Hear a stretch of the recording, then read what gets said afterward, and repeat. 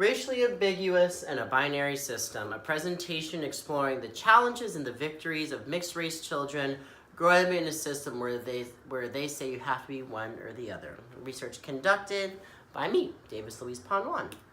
So what's the fuss? Why do we want to talk about mixed-race children and how they develop in our society?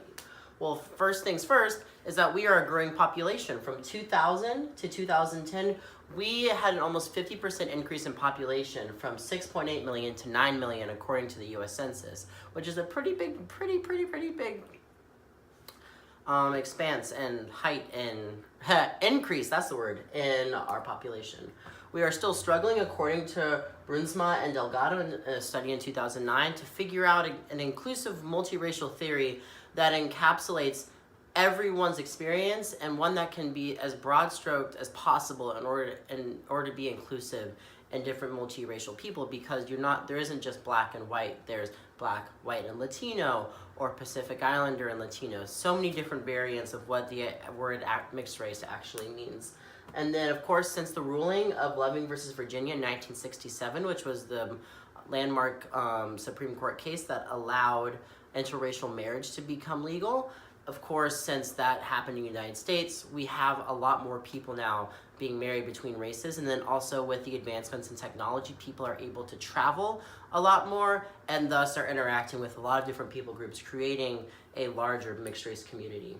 And then the other thing that's also really important is that the data is still young. 1967 was only about half a generation ago. And so the data that we have now tells a dark story. So one of the big reasons we need to talk about this is because, hey, it's only growing and, these children are being left in the dark, as the preliminary data already says.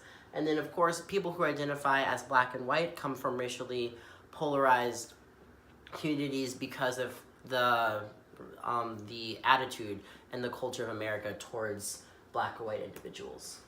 So what are some of the challenges?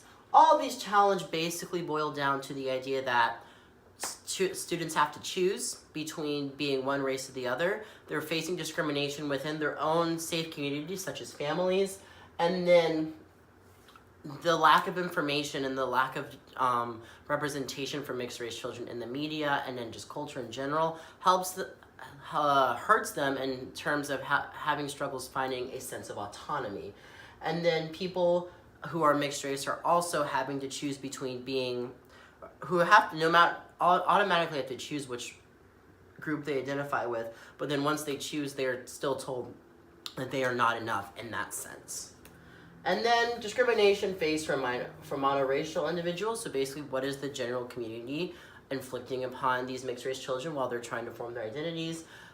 All the data basically shows is that families where you should be safe are actually some of the biggest perpetrators of discrimination, because we like to deal with the familiar and categorize people. Since a lot of our physical features don't fit one group, we're often isolated outcasts because people just don't know where to put us. And then one thing that's really big that I'm going to be talking about and how we can help is people first language. Instead of asking, what are you? Asking, what do you identify as? Because being dehumanized, even with those 3 words, what are you, it still can have a lasting impact on how we as mixed race people view ourselves. And then, of course, as I said before, being labeled as not enough. Me personally, I have been labeled as, since I identify as Afro-Cuban and white, I have been told because of multiple reasons, culturally or racially, that I am not white enough, black enough, or Latino enough, which can be very damaging that I have found in my life personally. So what are some of the victories? The same study by Shea and Sanchez found, and along with many other studies, that being multiracial, hey, it might be really hard for a lot of students, but it does at least have some perks. All of them boil down to the idea that because there's not a set mold that like monoracial people have to deal with, we get to write our own stories. The fact that the stereotypes and the societal expectations are mainly set for people who identify as one thing, we don't have to follow those, and we can honestly write our own story, which is good and bad because, hey, you have a lot of options. You want to make sure that you choose correctly, and then sometimes those options can be overwhelming. And then, excuse me, with the idea of code switching, mixed race people are very good at that because they not only have to code switch between just one So for example, me talking to like a white identifying individual, I get to code switch and feel very comfortable among a bunch of different people groups, which can be very liberating and very cool as well because I get to interact with a lot of different people.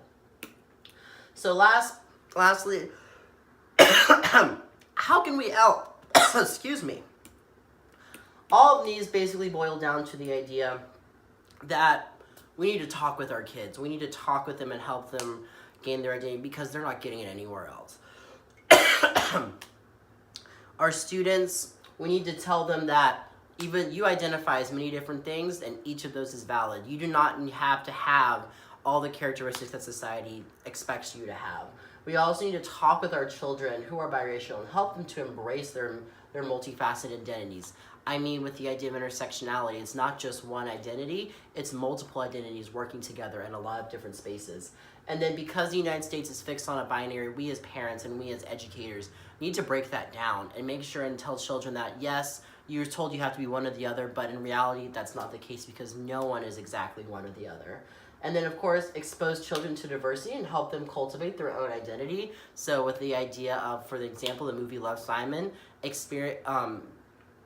showcased a lot of mixed race individuals, and of course the newest movie, Spider-Man Into the Spider-Verse, had a lot of those. So exposing children to people that look like them in any sense to help them with their identity formation. And then of course, as I said earlier, people first language, because at the end of the day, our identities are just those identities, and at the very end, we ultimately are people. So talking to mixed race children and helping them understand that is going to be very influential in their identity development.